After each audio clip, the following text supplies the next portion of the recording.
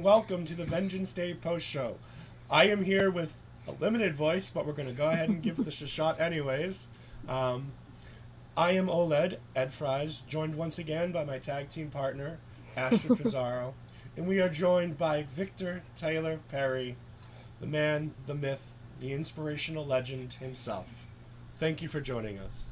Thank you guys for having me. I'm excited to talk about Vengeance Day.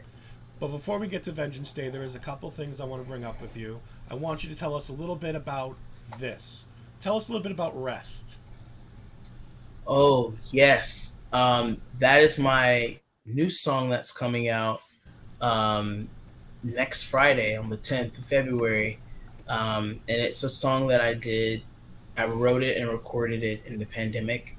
It was like 3 months into the pandemic. So, like, yeah, it's a beautiful song. Um, it's one of my favorite and most endearing songs, so I really think people are gonna like it. And it's got a really cool instrumental. Like it's very pop, but alternative, and it just really just captures the type of sound that I really want to go for moving forward in this year. Well, thank you very much. And, you know, for anything Victor Taylor Perry, you can always follow him on Twitter at Wallflower Perry. When you're there, you can find the link tree, but otherwise the link tree is linktr.ee/the wrestling club, and that will get you everything, whether it be the merch, whether it be Victor's music, which is fantastic, and all things wrestling club can be found on his Twitter. It is a fantastic thing that he does, and it is fantastic. But Thank you. we are talking Vengeance Day, and we're going to go ahead and start. Well, actually, let's let our guest pick. Where would you like to start talking about Vengeance Day? For me, let's start. Let's do it in order. All right. So we Yeah. start from the beginning. And in the beginning, a surprising match for me. I didn't think this would be the opener. I thought they would open hot, and they did, but I thought hot open would be the 2 out of 3 falls match. They chose to go North American Championship, and wow, did this match deliver. Astrid, why don't you go ahead and give us some of your thoughts on Wesley versus Dijak? I feel like it was better than what I thought it would be because I already know these two would deliver, but the fast pacing of it was incredible to watch. We have to talk about the finger and how the finger ended up being after the match. You can't miss that visual after you've seen it. But no, it's like the way West counters like Dijak's finisher. I think he did it about twice during the match. Like incredible to watch the way he did it. But all those near falls, every time there was a near fall, I was like, maybe this is it, and it was not it. No matter how many times I thought it was, um, but it was interesting seeing the part with Tony arriving with Stacks because he just moved West out of the way, out of danger, and then he will be in danger with Stacks and Dijak involved in there as well. So I thought that was super interesting. Like it to me, from my point of view, it seems like he's like, no, I'd rather have West for myself, so I'm gonna help him win so I can face him off later on and not the Dijak instead. We've got our friends Turnbuckle Studios. Thank you, Carl, for joining in. Hello, my friends, and to the wonderful Victor Perry. Victor, going back to that, what did you think of this match? Yeah. I wasn't like my expectations were not like set on this match, and it's no diss to the talent or anything. It's just I wasn't invested in the storyline.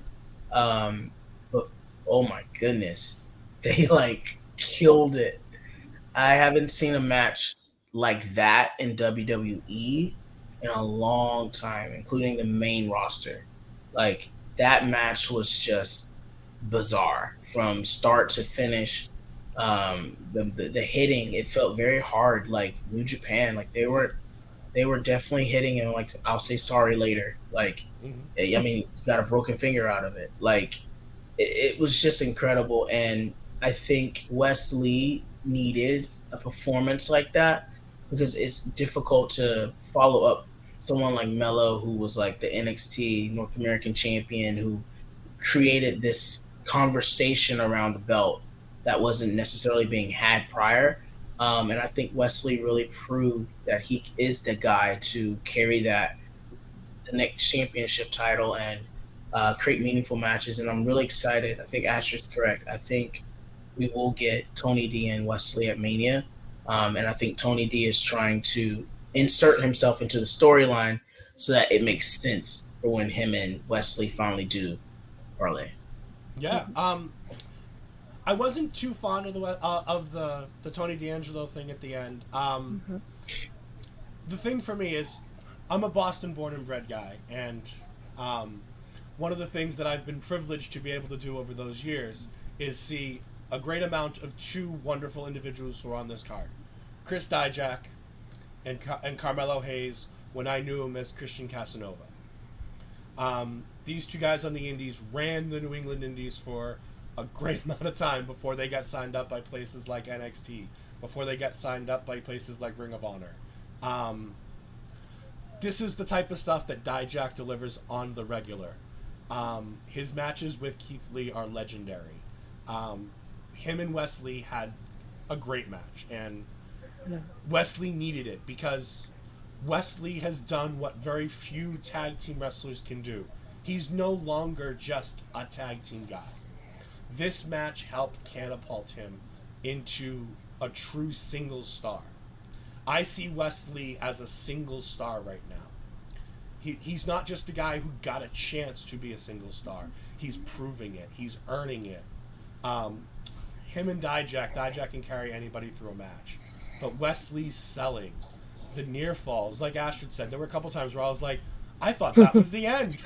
Yeah. And it wasn't. And they just kept going, like a New Japan match. They had those levels where they just kept going. I think at WrestleMania Stand and Deliver, I think we're looking, in the tradition of Stand and Deliver, I think we're looking at a multi-man North American Championship match. I think it's a three-way, triple threat. I think we get Tony D'Angelo versus Dijak. It might even be fatal four-way if they put Stacks in there. I would love to see it for Stacks to get that spot and have it be like Tony D thinks he has an advantage and kind of mimic a little bit of that toxic attraction stuff that we'll get to later. But I think it could be fun if it's a fatal four-way. But either way, I can't wait to see what Wesley does at Mania. It's going to be wild. Oh, it's going to be absolutely wild. We move on from there to, if I remember correctly, this is... Crap, where are my notes? KC Square versus Fallon and Kiana. I knew there was a reason I forgot about this. So, for those who are new, like our wonderful guest, I am not a KC Squared fan. I'm not. I love Casey Catanzaro. I watched her on American Ninja Warrior for many years. I don't get this tag team. I don't enjoy the tag team. I would rather they stay on TikTok and do the TikTok dances and leave the wrestling to other people. That being said, they put on a really, really good match this time. I was impressed. There's one little hiccupy spot where they were working with Kiana, as we call her here, Kiana from accounting. There's a wrestler that works up in Canada called Taryn from accounting. And I've taken that and put it to Kiana James because it feels like it's the exact same thing. She feels like she's an accountant turned wrestler, like those old days of like an old school IRS. But I really enjoyed this match. Shocked, to say the least, by the finish. I didn't see that coming. Victor, what were your thoughts on Kiana James and Fallon Henley becoming the new NXT Women's Tag Team Champions? I thought it was interesting. I'd seen Kiana in recent weeks show that she's improved and that the Performance Center is helping. And so put the title on her will only continue to push her to improve. And I also think that Hayden and Casey are ready for the main roster. And so I think that's why they dropped the belts. And I think they're going to push them and put them on SmackDown. So like it made sense for them to drop the belts. And why not drop it to Fallon and Kiana? They are in angles, they are in storylines, they're on TV every week. Give them at bats, which is what we say in school, at bats, like reps, to get even better. And I thought the match delivered. But especially coming after that that opening, it's hard to follow that. So I thought they did a very good job of maintaining momentum. Astrid. Yeah, I love that when this match started, they kept bringing up, oh, they had the longest reign as women's tag champion. So that made me think of like, yeah, I feel like this is ending tonight because they kept highlighting it and the numbers and giving us the numbers through the whole match and even beforehand as well. So I thought that was interesting too.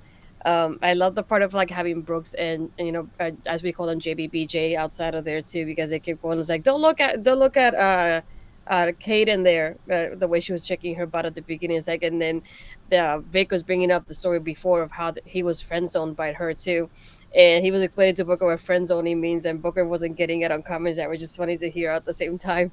But I love how they brought that up, and it's like they didn't make us forget that this happened, even though it's been a while. It's like they did bring it up. They didn't make us like just seem like idiots because it happened a while ago. I did love having the little bits and pieces of them having miscommunication, but then coming in sync as the match kept going on and on. So I love that part of it, and just seeing, there was a part that found it like a neck breaker. I think it was to Katana, if I'm not mistaken, from the ropes. That was beautifully done. But I love the part of like Kiana kind of working both sides of the ring and going over there and taking care of the ladies, and then coming back here and helping out Fallon. It just makes me think like Fallon didn't see the way they won, so I wonder if once she sees that she'll want to relinquish the titles and kind of fight with her with Kiana over it and kind of be like, no, I don't want to be champion because we didn't win the way I wanted to, and which is a clean way. So maybe that kind of will lead to a rematch in there too. I feel like they will have that kind of back and forth discussion of how the finish one because she didn't see it. But it's nice to see the guys like celebrating with her too. But definitely was also a surprise at when it did happen because I didn't think it was going to happen at the same time. But it was surprising to see like a title change like this one. But I feel like tonight it needed to have at least one title change, and this is the one that made the most sense to me tonight. Yeah. Speaking of numbers, I forgot to bring it up at the show, but I did highlight it. Vic Joseph did tell us at the start of the say that this is the first time since NXT Portland, 1,084 days ago, that NXT has been outside of Florida. Astrid, your stranglehold on having NXT all to yourself is no longer available. The rest of the world gets to enjoy NXT live and in person now. No, it'll come back. And you know what, Astrid? It's all your fault because you went to Impact instead of going to these NXT tapings. Sorry.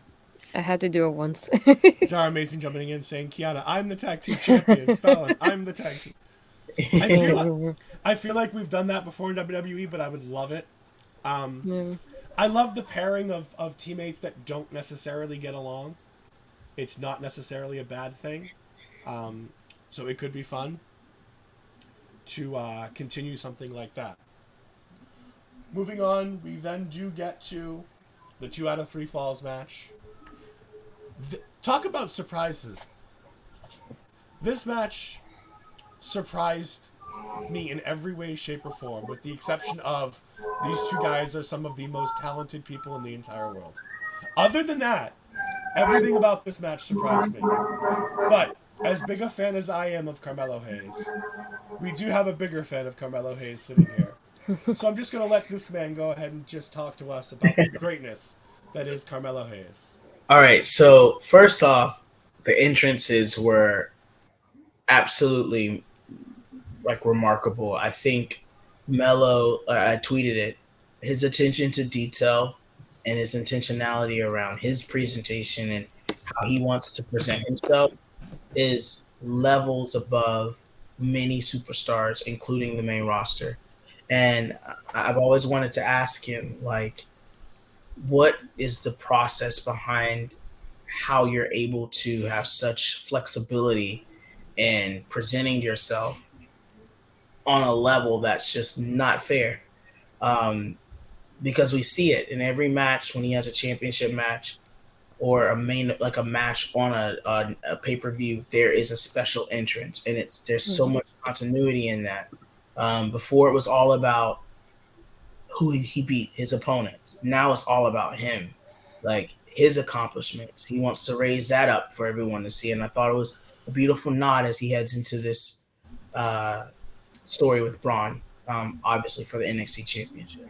The match blew my mind, and I agree. I was a little shocked. I was expecting a fast-paced,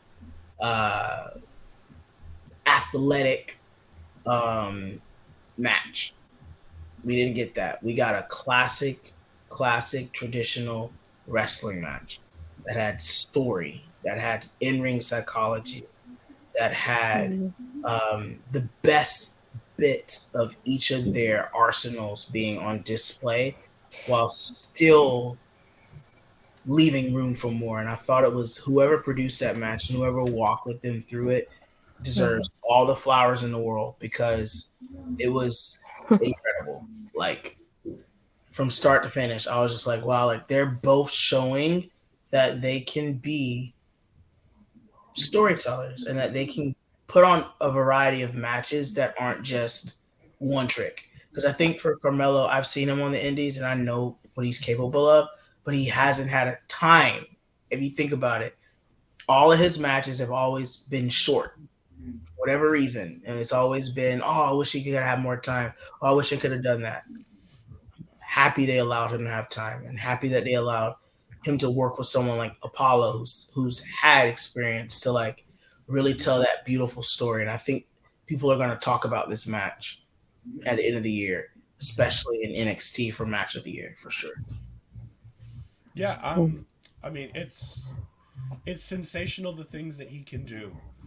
It's showing that true indie presence where he's taken the attention you have to your own entrance on the indies and bringing it with you to NXT and having the courage to go to people like Shawn Michaels and be like, this is my vision. How do we accomplish my vision that matches with what you want to tell as a story? And the one thing Shawn Michaels loves more than anything, as we've heard him say it all the time before, it's all about people having the stones to be able to do what needs to be done. He always said it. You just got to take that step and go for it. It's better to ask forgiveness than permission. Melo knows that you just go out there and do it. Melo sweeps this match, which is mind-boggling. I had no idea that was going to happen. It was fantastic.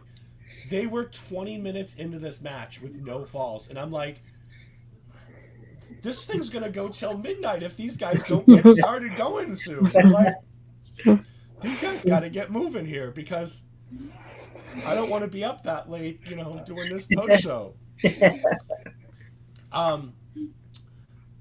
Dabba-Kato coming back. We called it on our show on Tuesday night when he says, I got somebody coming.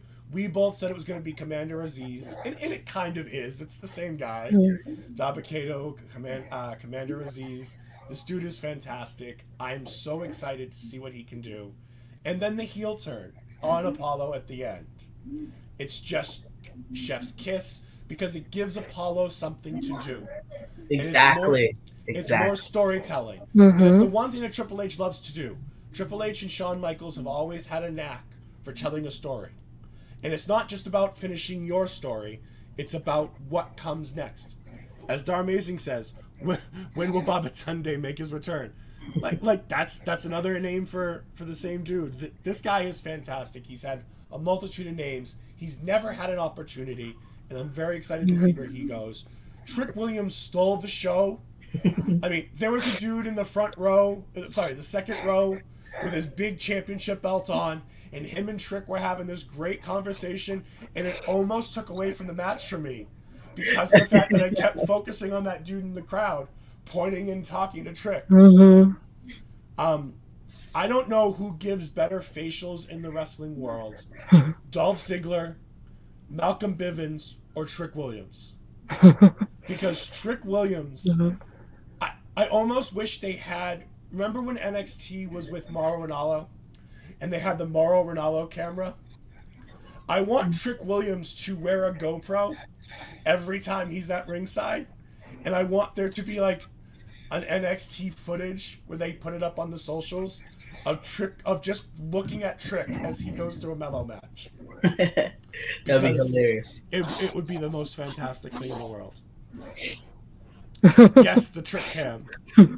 Honorable mention, William Regal. Yes, William Regal did love telling stories. I miss William Regal being involved in NXT.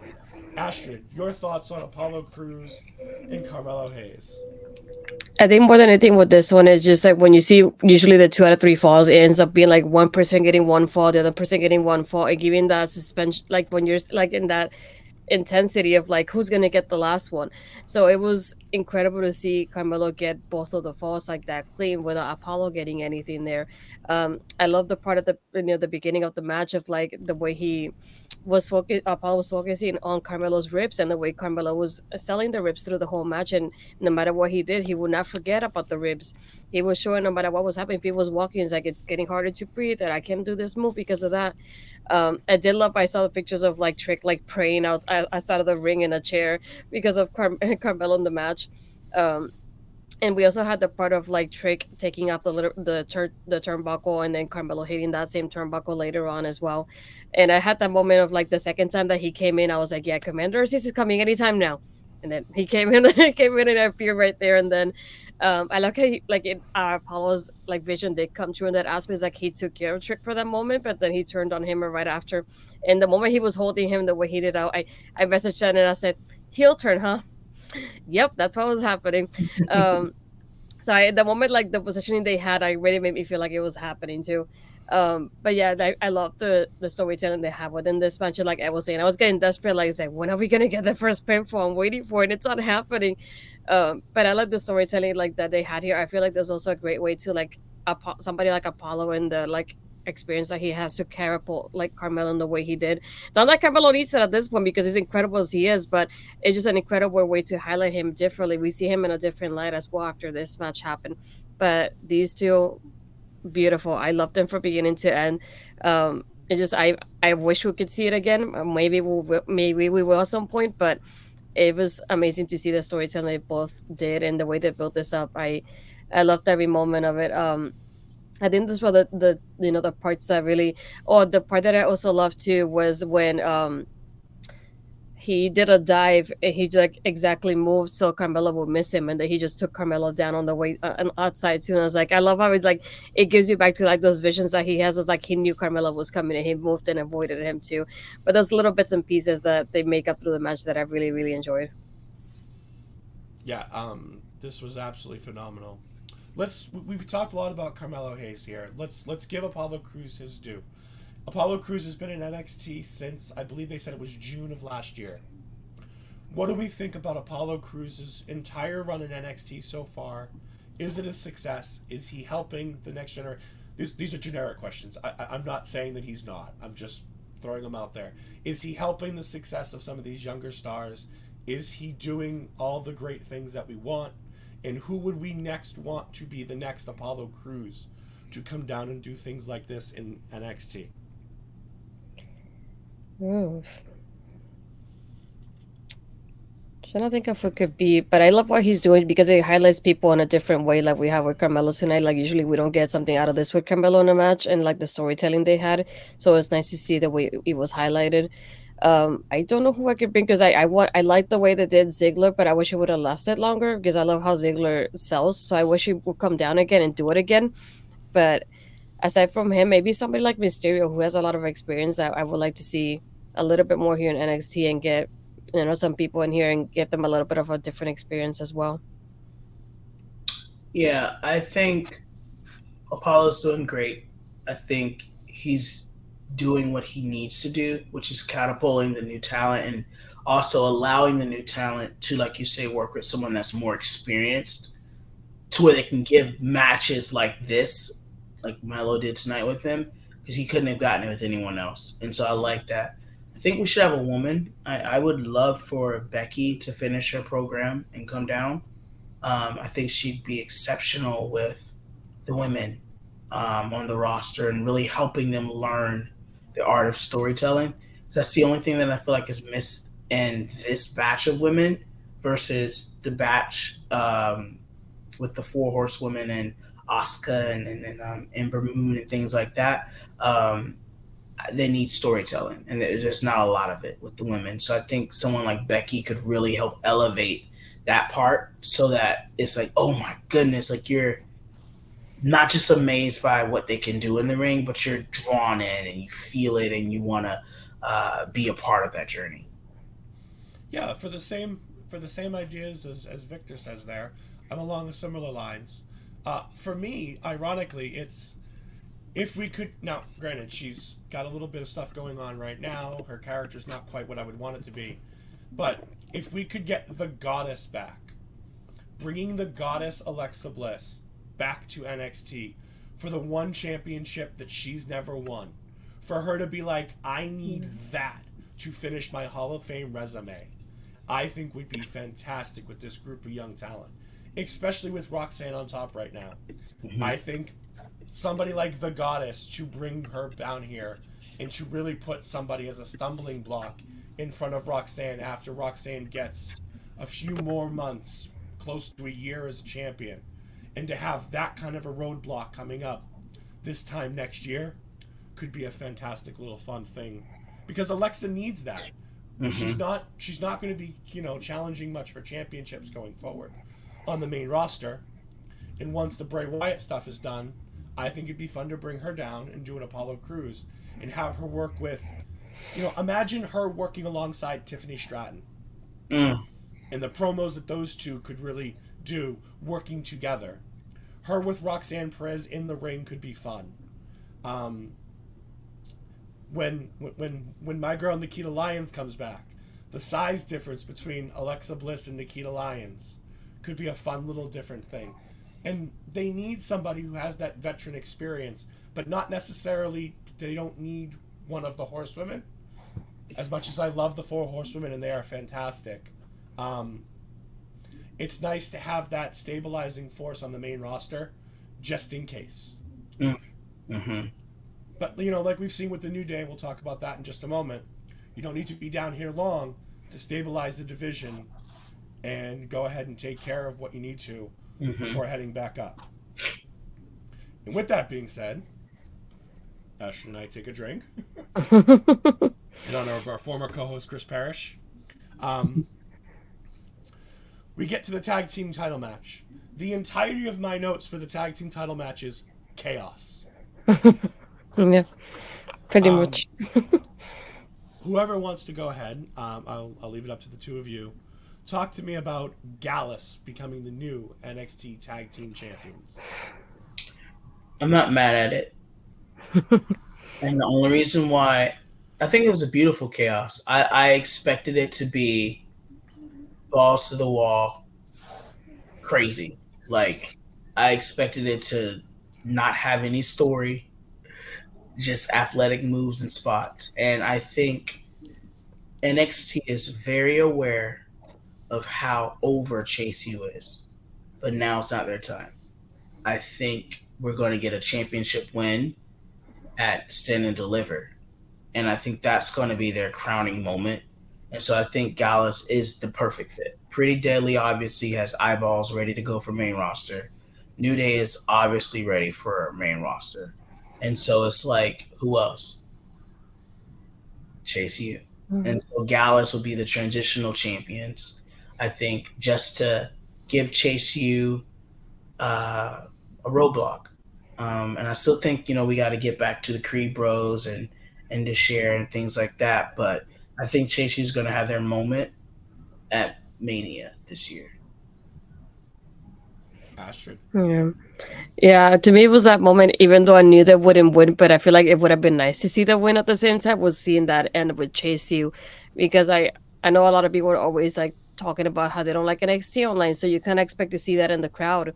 And then when you see Chase U in the chase stumps and people are actually following it with him, and you can hear people are like doing the Chase U signs and everything while they're in the ring, it was incredible to see that reception they got tonight. And I feel like not only that, but to me, like the MVP of this match was Duke Hudson, because he was highlighted so well through this match. Like there was that part towards the end with Pretty Deadly, like holy crap! I was like, I wish he would have won it right there and then for his team, because that would have been awesome to see.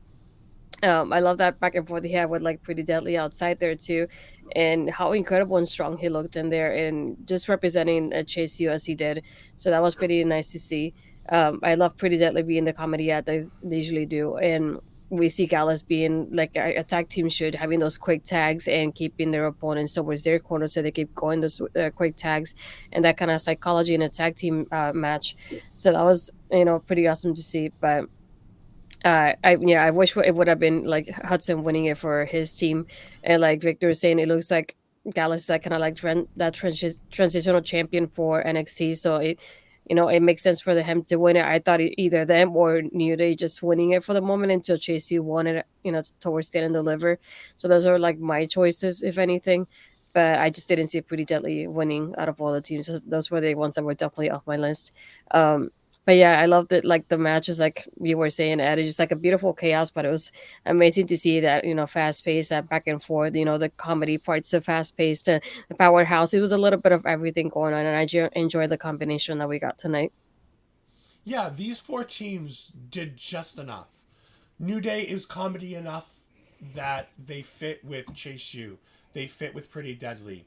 Gallus is that perfect counterpoint to all of it. And New Day has that ability to be, strong and just take things seriously when they want to in the ring. It was absolutely a perfect mix with these four teams. I was surprised at how much Chase U got in this match. I adore Andre Chase. I adore Chase U. Since the first moment I've seen Andre Chase, he's been one of my favorites. I want the world for this man. He reminds me, and I say it every week, and Astrid gets sick and tired of me saying it. He's Heath Slater. This man is a modern day Heath Slater. He is comedy gold. He is so strong in ring that he can have a good match with anybody, and they will throw him out there in any situation to be funny, to be serious, to get the crowd over. He does everything he needs to do to be a star, but he's never going to be that world champion star. He's just going to be there for the next 20 years, like R-Truth. The man will never leave like R-Truth, because R-Truth is going to be there until he's 66 years old, which honestly is probably only like 15 years, because while that man looks like he's 33, he's in his 50s, and God bless him, he is one of the most talented individuals in the world. Back to the beautiful chaos that was this match. Pretty Deadly, as Barry says, outshining everybody in this match, showing at old school heel work isn't out of place. Yes, it's a bit of comedy heel work, but these guys are just absolute gold. I can't wait to see them on the main roster.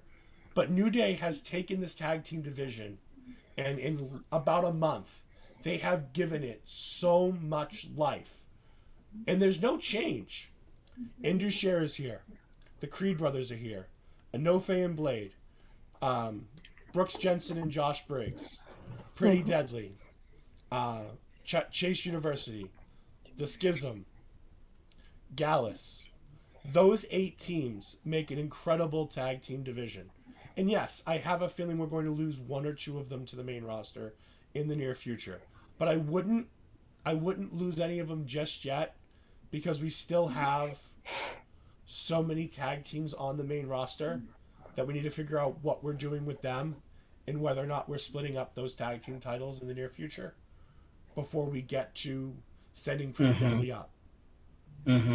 I would love Gallus to have a nice long run with these tag titles. I think these two, with the exception of their finishing move, have everything they need to be a star. Oh, True. Say it. We have Gulak. And he calls him Walker. I affectionately just call him Hank. It's Walker. because I don't get Hank. By the way, we had a great segment with Hank and Drew Gulak today, where Gulak tells him, "I'm building a superstar, not a house." Yeah. That was fantastic. But this match was beautiful chaos, as Victor said. Everything going on everywhere. So many great spots, too many to recount. The table spot was hilarious when they put it back together. Oh my god, yeah. When they're like, "It's okay, Booker, here's your," and they put the monitor there for Booker. They didn't put it back for Vic because Vic doesn't like them, but they like Booker because they know Booker likes them.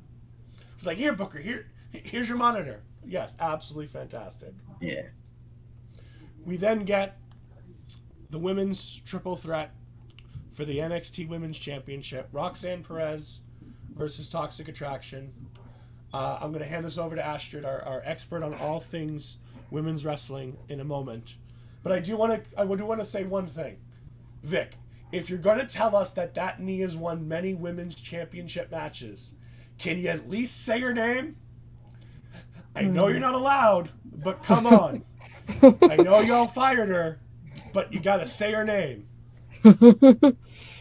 No. Did you miss that one, Victor? I did. There's a moment where JC Jane hits a high running knee, the Mandy Rose knee, Oh. and Vic goes, "I've seen that knee win many women's championships." That's what people were talking about. Yep. That went over my head. Yeah, and I'm like, you can't just say Mandy, huh? Nope. Apparently not. No, you can't. Well, that's the closest thing we get. I feel bad, but yeah. Yeah. Astrid, go ahead and give us your thoughts on Roxanne Perez. To me, this is exactly what I thought it was gonna be. Having like first the girl starting the match of like, here we're gonna both go against Roxanne, and then that moment when Roxanne's down, they're just like, no, it's like which one of us is it really gonna take it? So I love those little bits and pieces of like when they were like arguing outside, and then Gigi pulls JC, and you think she's pulling her to safety, but she's actually pulling her in the way, so Roxanne hits her instead. Um, and those little parts of like JC doing the double senton, she did it to hit both of them in the corner too. And the part of like they hit a double kick to take Roxanne down, and then they ended up doing a double headbutt to each other, and they all three fall down. But you don't know who's pinning who at that moment. So Roxanne, out of instinct, just break out of the pin. So I think that was little things like that were super interesting, and they had a great back and forth of like who's really gonna do it, and it's something that you expected to happen. I also love the ending of like they set up the tables and you're thinking this is it. Um, but we have all three girls in the top towards the top turnbuckle, and Roxanne's like, no, I'm setting up for the pop rocks from here, and Gigi's trying to hold on and help out JC, but Roxanne pushes Gigi through the table and she does the pop rocks to JC. This is the only part that I wish she would have pinned Gigi instead of JC, because I feel like Gigi has more momentum towards her. If she's like out of the two, she's like the superstar in there for me. She's like that rock star, and she stands out more to me, especially in her promos, because she has a lot of confidence compared to Gigi in the way she talks. It makes like more sense when she does it. So I was a little bit like conflicted that I want her to get pins, but that pop rocks from the top was beautifully done as well. But I love how the match played out. It was exactly how I thought it was going to be, but just the girls made it even better than what it was too. This was definitely like one of my favorite matches tonight. I love seeing the ladies the way they did tonight. It was incredible. Victor, go ahead and give your thoughts. Yeah. Astrid, you did such a great job. I would just add, I think it helped establish what Toxic Attraction will look like outside of their leader being gone, and I think they're going to be fine. I was talking to someone, and we were hoping that they would win and do the like cool thing with the titles, because they could. I feel like those two could pull that off, but Roxanne is just such a star, and they have gold with her, and I think that the right person won. But I definitely think no girl looked weak. I mean, you got thrown through a table and you got super pop rocks. Like, you don't look weak. So, like, they're still going to be able to be that dominant force, I think, in the women's division. I kind of enjoyed this one, so I'm going to put it up here. I really enjoyed that match. I just think if Roxanne's going to do uppercuts to taller wrestlers, she needs to take a step ladder. Roxanne is an itty-bitty little girl.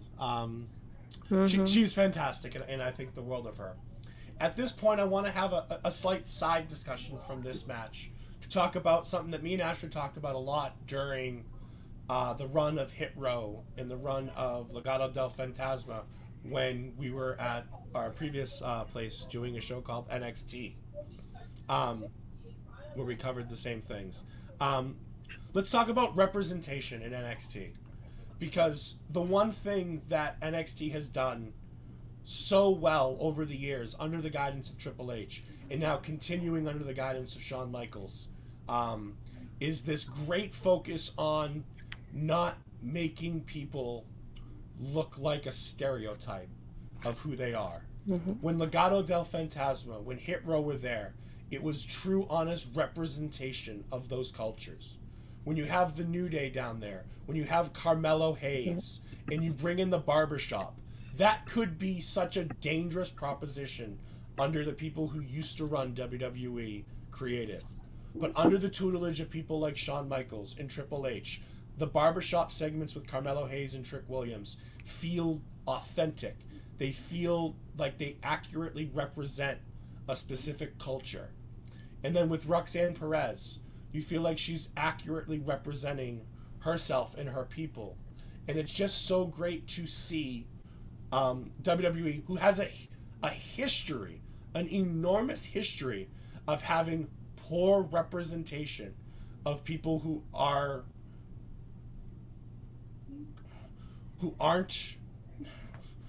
how I've got Let's say myself in a corner here. maybe Yeah, minorities. yeah. They have an issue with presenting people the right way. Hmm. They don't have a good history in accurate representation of culture on their programming. And I just love that NXT does so many things right when it comes to things like that. The storylines are interwoven into more than just, hey, we have a problem. It's Carmelo going to the barbershop and talking to his friends and getting a cut. It's Legado del Fantasma wearing all of their gear and feeling like a big deal. When Hit Row was here, it was having the segments in the studio and going ahead and cutting tracks and feeling like it was authentically them. All of these stars feel like they're portraying the way they want to, as opposed to the way some 60-year-old white guy sitting in a room is writing for them to be portrayed. And with you guys here, I just wanted to get your takes on how representation in NXT can hopefully continue to translate to the main roster. Now that we see Triple H in charge and the way things are going, do you think that this continued focus on accurate representation will continue? I think so. And this is something that I've recognized because I stepped away from wrestling when I was in like ninth or 10th grade. And I hadn't watched it until 2020. The pandemic started. So a lot has changed. You know, when I came back watching it in 2020, women were on top. Women were in the main event. I was like, what is going on? You know, like my girl Victoria never got her flowers. So I'm like, what's going on here? You got a person named Sasha Banks and Asuka.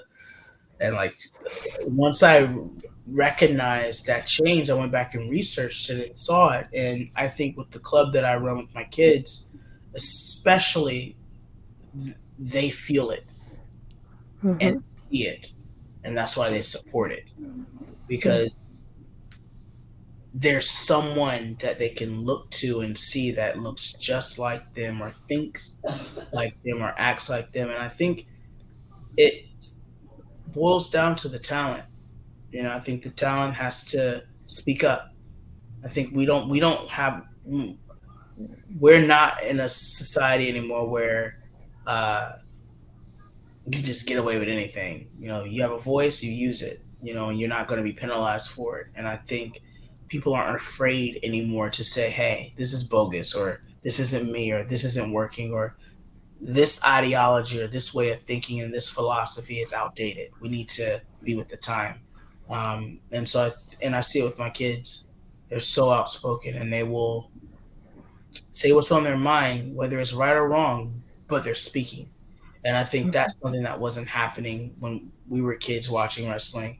I look at some of the segments and I see some of the things the women had to go through. They just didn't feel comfortable enough in their voices to speak.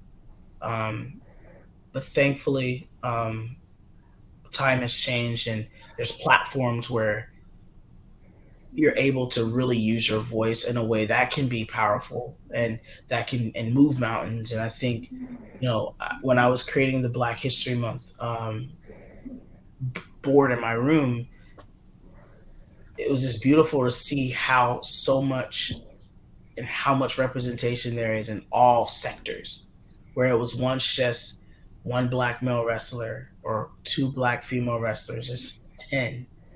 There's commentators, there's referees, there's announcers, there's writers in the room, there's product managers, there's so many people of color, and not just black, but like of Asian descent and just Indian and Native American and just however we see fit, the color is there, and it's beautiful because it invites others in. It invites other people to feel like I can get behind this wrestling, because when I think about wrestling, it's magic. That's why I run a club. It's magic. And what better way to create magic than to create magic for people who can all feel like they have an invitation to the table? Um, so I pray that representation continues to be loud and boisterous, not only in NXT but also in the main roster. And I pray that the talent never loses their voice and that they speak up when they see or hear things that aren't what's right, because that's the only way you're going to have change. If you call it out and you speak on it, people will hear it, and then it's up to us to make an informative decision. We hear it now, we see it now. What are we going to do about it? But it starts with, I think, the team. Yeah, I feel the same way as well because I started watching wrestling in the early 2000s, so all I saw was the women doing bra and panties matches, and it was like the model looking like wrestlers, and I was like, I love watching the ladies, and I want something better for them than just bra and panty matches, but at the same time, I didn't see myself in them because I don't look like that, and I was like, I barely saw a Hispanic woman being portrayed on screen either, so and then there were times like little by little they kept bringing up everybody's backgrounds, and that's what's something that I like in that aspect because we get that HLE is Hispanic and she's half Puerto Rican. I was like, oh, I see myself in her too. And I remember watching like Impact around the same time and seeing somebody like Zelina, who was Rosita back when I was watching her, and seeing how tiny she is too. And I'm thinking, I'm tiny just like her too. And she's Hispanic and Puerto Rican as well. So I was able to see myself more often in people on screen. And to see somebody like Roxanne, who even though she's a little bit younger than me, but we're about the same height. We're also Puerto Ricans too, and it's nice to see her being portrayed that. But she's not also like a typical like Hispanic. It's not like because she's Hispanic she has to speak Spanish on screen or anything like that, or because she's Hispanic she has to be Mexican because by default we're all Mexicans and everybody else would just forget about them. So it's nice to see like when you see Legato, like them being proud of their heritage and showing it on their gears, and you see it on their on somehow in their characters too, and it's nice to see that be on screen as well. It's nice to see people say, I'm from this, I'm from here and I'm happy to represent them and I'm happy to show it off. And like I see people like Damian Priest, who's like you see his Puerto Rican flag over his gears all the time.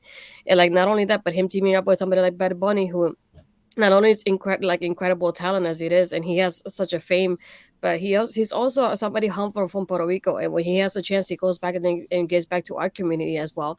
And he has done so many things that they get highlight every time he's there. So to see him like joining in with Damien, I was like, this makes sense to me because they're both Puerto Rican, so they have that similar background that they share too.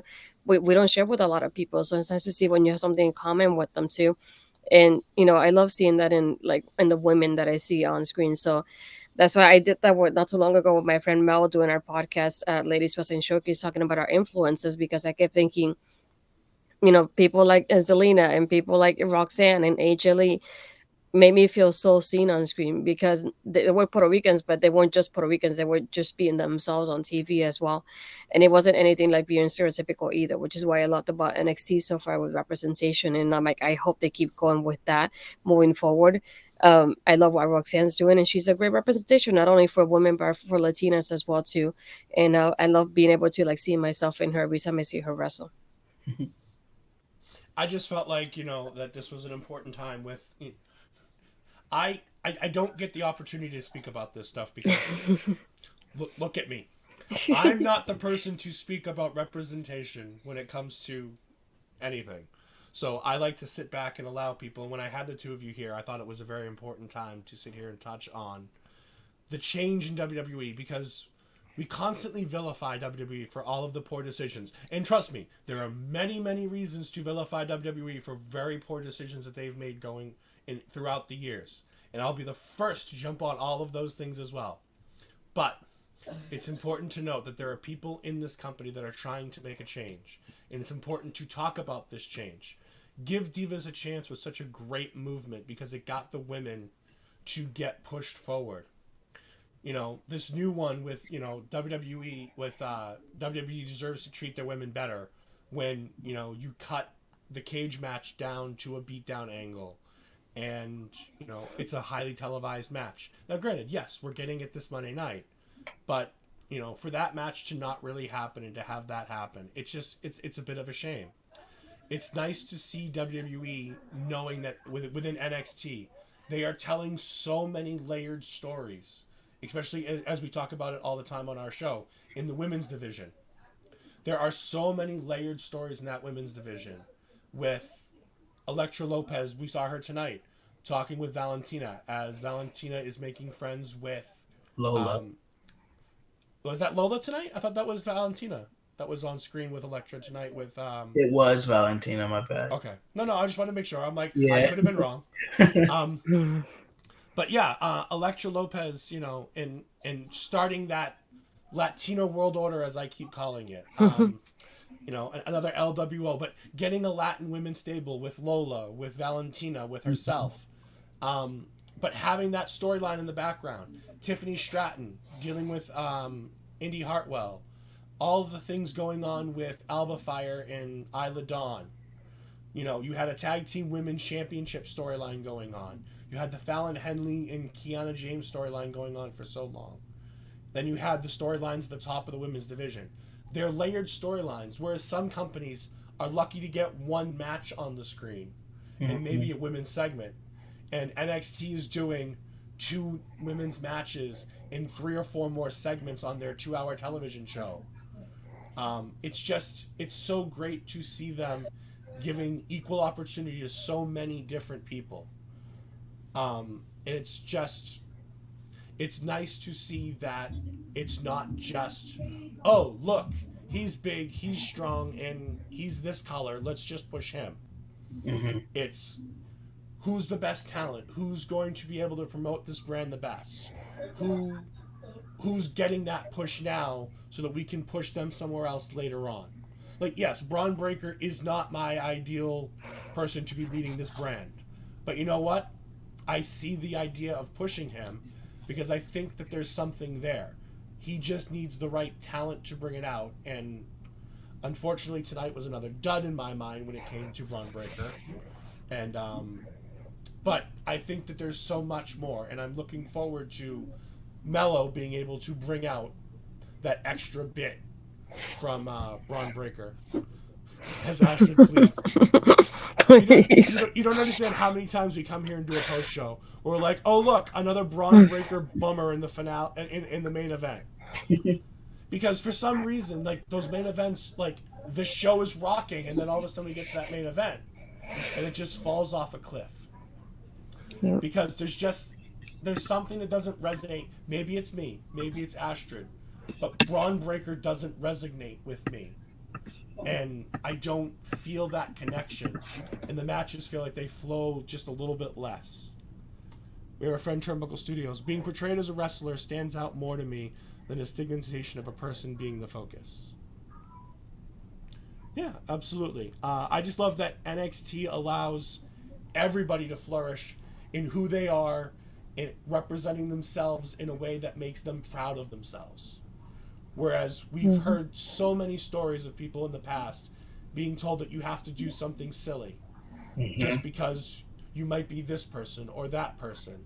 Tajiri Tajiri was always Tajiri. But Akira Tozawa. I was going to say Tozawa. Tozawa's a ninja. I don't know why Tozawa's a ninja. I know why Vince made Tozawa a ninja, but we're not going to talk about that. But you know what I'm saying? Like, those are the kind of silly things that you don't do on NXT. You do them on the main roster. You don't necessarily do them on NXT. And I'm hoping that now that Triple H is there, we're going to get more. Because you have Legado up there with Zelina Vega. And you have Hit Row up there. And I feel like Hit Row needs a little something. They're missing something. They're missing a leader. Because as much as Top Dollar wants to be a leader, and as much as I like Top Dollar, he's not quite what they need. They need a definitive vocal point leader to help bring them to that next level. But I guess this is diverging from Vengeance Day, so we're going to go ahead and get back to Vengeance Day as we pass the 12 o'clock hour here. We're going to get to our main event. It is Braun Breaker versus Grayson Waller inside the steel cage. I'll be honest, part of me was hoping that Grayson Waller won this match just so I could see Victor's reaction. Seeing Grayson Waller win that match. Because I had this storyline in my head. I'll be honest. I've been telling it on the show. I know the wrestling club is headed to WrestleMania, and I was hoping that they'd be going to Stand and Deliver. And how great would it be for WWE to bring you guys in and put y'all front row at Stand and Deliver to see Carmelo Hayes defeat Grayson Waller for the NXT Championship with the kids there. And you have Grayson going at the kids' faces as he go into the ring holding his championship, because you know the kids are going to go back and forth with him. I had this all in my head that was going to be how it was going to go. It didn't happen. Grayson Waller did not win this match. Yeah. Braun Breaker is still our NXT. I almost said NXT Women's Champion again for a second there. Our NXT Champion. Victor, what did you think of this steel cage match? It was great. I thought, if anything, Grayson came out looking like the star of the match. And I think that was the point, to put over Grayson. And I think he was put over in his performance, because really he dominated and he showcased his heel tactics, from the entrance, the women, and the weird shoe and the pillow, to even him wearing the chain thing like Braun's father would, where I just thought, I got to give him his flowers. Like, he studies, and he is a heel. You know what I mean? He doesn't break kayfabe at all. Like, I wish he would sometimes, because I think we like him more. But I respect him, and I think he came out looking amazing in this match. The match itself was great. I think, it's hard to follow that opening match, I think, for anyone. And then to have such a match in the middle of the show with the Melo and Apollo, to be regulated. It's like a gimmick match with the steel cage. They didn't utilize the steel cage as much as I thought they would have. So it's like, I get it. But it wasn't a bad match. Not by any means. It just didn't wow me, but I don't think that's the point. I think the point was, let everyone see Grayson, see what he can offer. We already know Braun's the dog. We already know Braun's going to get that last spur of energy and win. And so now both of them look great. Like, I still think Grayson's going to be a menace all the way till Mania. It's going to be annoying. But I think that was the point. Yeah, this was like, I love the parts with Grayson, and just the parts with Braun, I was like, I wish you could have done better with that aspect of him. I love the parts of, like, when he went to, like, do the spear, and then Grayson moving out of the way, and Braun even stopping himself right at the beginning. He's like, no, like, I've been here before, I'm not gonna do it again. And even doing, like, the Frankensteiner from the top there too as well. But it's just like, I love the part, there was a part that Grayson was just like climbing up the walls, like, I'm just leaving because I'm just escaping this guy at this point. But it's just like, from the Braun aspect, like, I keep hoping he does something that will wow me, and he doesn't, and that's the only part I'm disappointed with. Like, I love what Grayson does in his performance, like, as a heel, I love that part of it. But anything that Braun does, I'm just like, I'm not impressed. So that's what it made me think of, like, I would love for Grayson to win this, just to, like, get something different going on. Yeah, like Ed was saying, like, I pictured him and Carmelo, thinking, Carmelo's such a great star as he is, and the star power that Carmelo has, and the heel power that Grayson has. I feel like it will be like a great clash as Stand and Deliver. So I kept thinking, this is the match I would like to see. As I love Carmelo, so I know he will bring out something better out of Braun. That's the only thing that I can think of going towards Stand and Deliver. And I'm hoping that this match that happened today with Apollo will serve as kind of like a number one contenders match, and having move forward to Braun now, and having be crowned as champion as Stand and Deliver, because I feel like it needs to happen at this point. How did you not have Carmelo be the world champion in NXT? Like, you have to do it and not make that mistake of not giving it to him. Yeah, I agree with everything that you guys have said. This was the star-making performance that Grayson Waller absolutely needed. There's something special with Grayson Waller. A lot of people don't like him, and that's good. You're not supposed to like him. He's supposed to be, as Victor would say, a menace. That this man is not somebody you're supposed to like. I love bringing in the Australian culture. Again, while it's not a minority culture, bringing in that Australian culture with the shoe, to do the shoey after the match. Following a lot of Australian YouTubers for different things, shoeys are a big part of their culture and how they celebrate. So seeing that being brought in is so much fun. Barry said it great. Somebody WWE's convinced themselves that Braun is the future, and they're barking up the wrong tree. I like Braun Breaker. I think there's a lot there. There's something he's missing, and I think there's something he's missing that he's only going to learn at the top level, being with the main event talent. I don't think there's anything he can learn under the tutelage of Shawn Michaels, being down at the PC. I think he needs to be in the ring with AJ Styles and Finn Balor and Damian Priest and Roman Reigns and Sami Zayn and Kevin Owens and all these stars. That's where he's going to learn what's missing in his game to bring him to his uncle's level. Because he's as good as his dad right now, but the problem with his dad was he never hit that next level. His uncle found a way to do it. Now, his uncle cheated his way to do it and did some things that you don't want to do in this culture nowadays. But Scott Steiner definitely figured out a character in a persona all his own. And Braun needs to get to that next level where his in-ring character and the microphone work and the storytelling in the ring all meshes. Because right now, it just none of it all meshes in a perfect way, which is where HPC, comes in and says, Mello over Breaker. Yeah, Mello is greater than Breaker because Mello has a defined character in the ring, on the microphone, behind the scenes, in storytelling in the ring. It's a consistent story all the way through. He is him. He is the A champion. He's changed it as he goes. Whatever it takes to, get there. His debut in NXT, slapping Adam Cole and doing the ruthless aggression John Cena thing. Revitalizing another Bostonian by doing the John Cena ruthless aggression thing with Adam Cole. All the way to where he is now. It's just so great to see him potentially having this moment in front of the biggest crowd NXT's ever going to have.